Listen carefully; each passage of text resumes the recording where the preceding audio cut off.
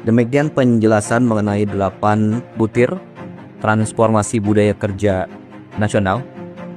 Sekali lagi, pemerintah mengajak seluruh masyarakat dan dunia usaha, mari terus berpartisipasi dalam mendukung langkah-langkah transformasi budaya kerja ini.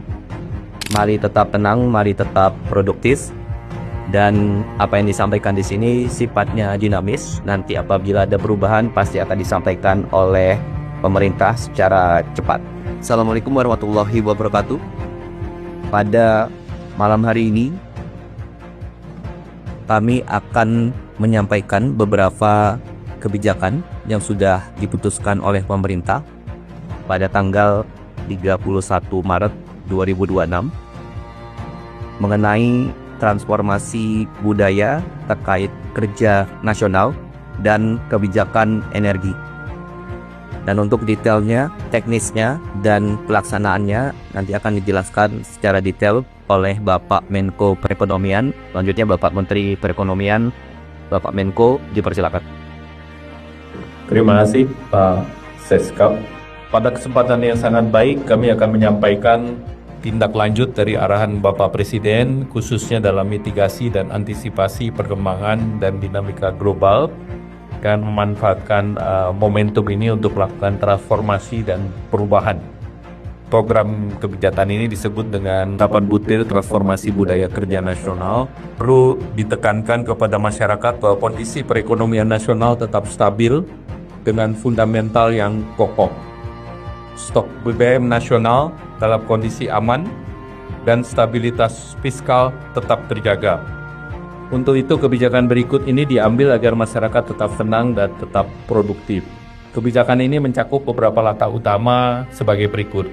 Yang A, penerapan work from home bagi ASN, aparat sipil negara di instansi pusat dan daerah yang dilakukan sebanyak 1 hari kerja dalam seminggu, yaitu setiap hari Jumat yang diatur melalui surat edaran dari Menpan RB dan SE Mendagri. Penerapan work from home bagi sektor swasta, ini yang diatur lebih lanjut melalui surat edaran Menteri Ketenagakerjaan, dengan tetap memperhatikan karakteristik dan kebutuhan masing-masing sektor usaha, juga mencakup gerakan efisiensi penggunaan energi di tempat kerja. Terdapat sektor-sektor yang dikecualikan dan tetap bekerja dari kantor atau lapangan, yaitu sektor layanan publik seperti kesehatan, keamanan, kebersihan, serta sektor strategis seperti industri atau produksi, energi, air, bahan pokok, makanan minuman, perdagangan, transportasi, logistik, kemudian keuangan. Di sektor pendidikan tetap melakukan kegiatan belajar mengajar secara tatap muka, yaitu luring secara normal, di seluruh jenjang pendidikan dasar hingga menengah 5 hari dalam seminggu dan tidak ada pembatasan untuk kegiatan ajang olahraga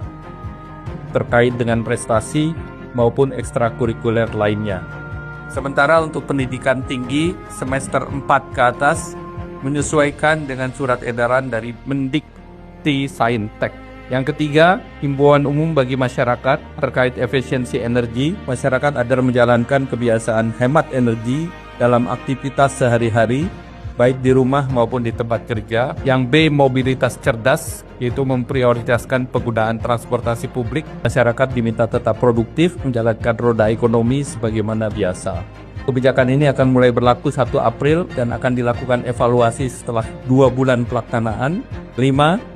Potensi perhematan dari kebijakan work from home ini yang langsung ke APBN adalah 6,2 triliun berupa perhematan kompensasi BBM, sementara total pembelanjaan BBM masyarakat berpotensi untuk dihemat juga sebesar 59 triliun. Pemerintah juga melakukan langkah strategis dalam pengelolaan keuangan negara melalui prioritasasi dan refocusing belanja kementerian dan lembaga. Pengalihan anggaran dilakukan dari belanja yang kurang prioritas menuju belanja yang lebih produktif dan berdampak langsung kepada masyarakat, termasuk rehabilitasi dan rekonstruksi bencana Sumatera. Potensi prioritasasi dan refocusing anggaran kementerian dan lembaga ini dalam range 121,2 triliun hingga 130,2 triliun. Yang ketujuh, sebagai bagian dari upaya kemandirian energi dan efisiensi energi, pemerintah menerapkan kebijakan B50. Ini mulai berlaku 1 Juli 2026 dan ini berpotensi mengurangi penggunaan BBM berbasis fosil sebanyak 4 juta kiloliter. Untuk memastikan distribusi BBM, pemerintah akan melakukan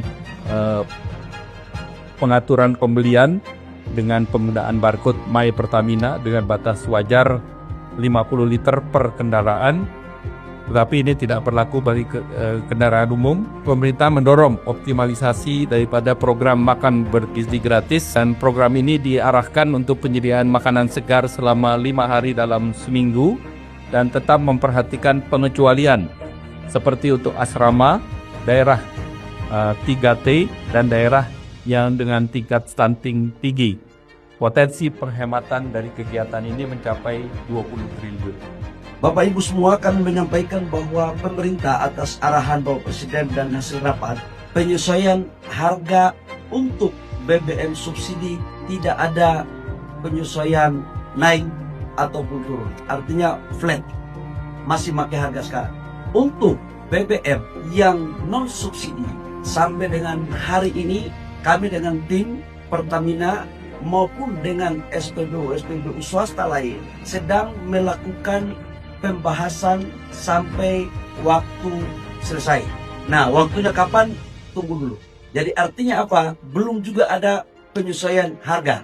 Masih tetap sama. Demikian tadi penjelasan dari 8 butir transformasi budaya kerja nasional yang dijelaskan oleh Bapak Menko Perekonomian. Terima kasih, selamat malam. Wassalamualaikum warahmatullahi wabarakatuh.